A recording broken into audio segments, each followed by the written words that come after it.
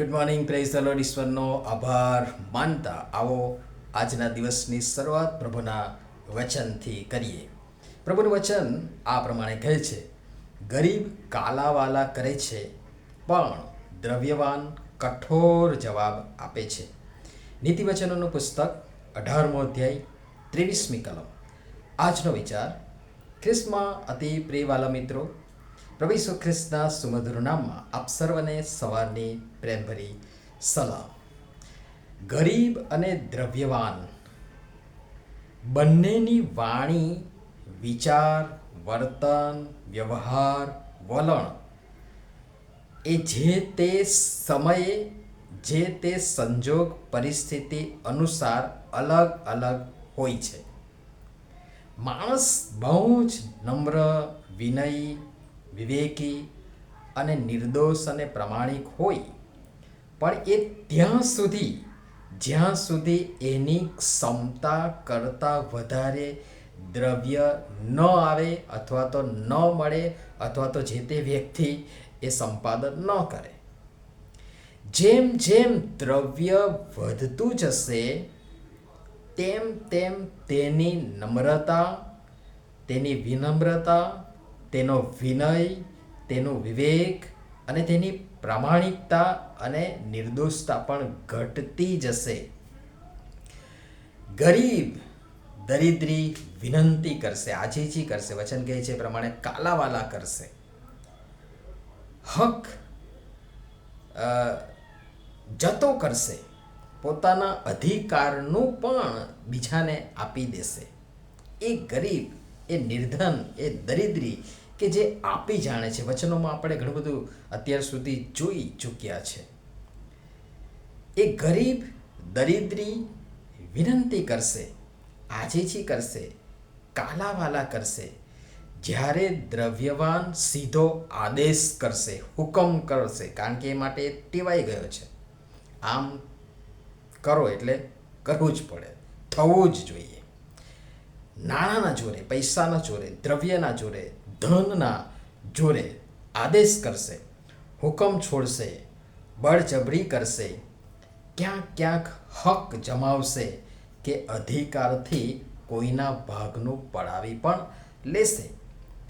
બહુ થોડા કે ઓછા લોકો પોતાનું અગાઉનું દ્રવ્ય આવ્યા પહેલાંનું, દ્રવ્યવાન થયા અગાઉનું અને દ્રવ્ય આવ્યા પછીનું પોતાનું જીવન, વર્તન, વ્યવહાર જાળવી રાખે છે અથવા તો મેન્ટેન કરે છે.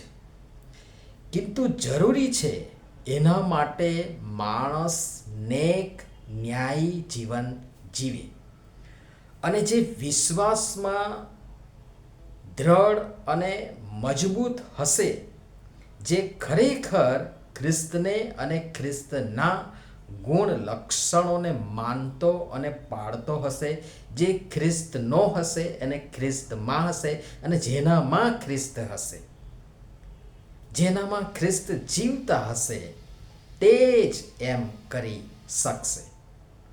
તે કરુણાથી વર્તશે. વચનનો જ ઉપયોગ કરીને હું કહીશ કે તે કરુણાથી વર્તશે અને જરૂરિયાતમંદની પણ કાળજી લેશે, જેથી ન કેવળ તે પોતે પણ તેના સંતાનો પણ તેના લીધે આશીર્વાદિત થશે અથવા તો આશીર્વાદ પામશે.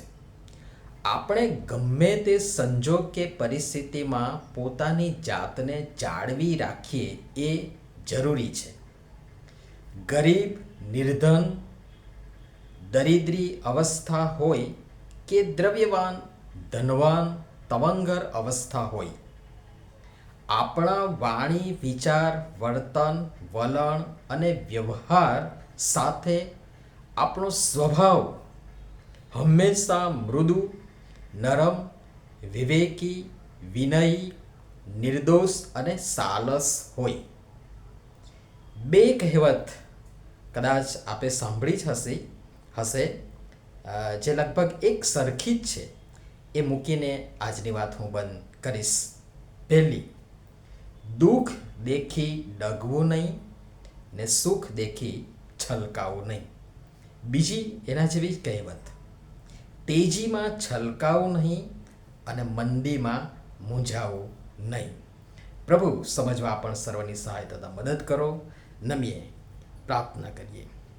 પ્રેમાળ, મહાન અને ગૌરવી અમારા ઈશ્વર પિતા, અમને ગમે તેવા સંજોગો અને પરિસ્થિતિમાં સારો, સરખો અને યોગ્ય વ્યવહાર કરવા અને વર્તવા તથા દુઃખ જોઈ ડગી ન જતા, વળી સુખ જોઈ છલકાઈ ન જવા કૃપા કરી અમારી સૌની તમે સહાય તથા મદદ કરો. પ્રભુ ઈસુના નામમાં આમેન. ધન્યવાદ.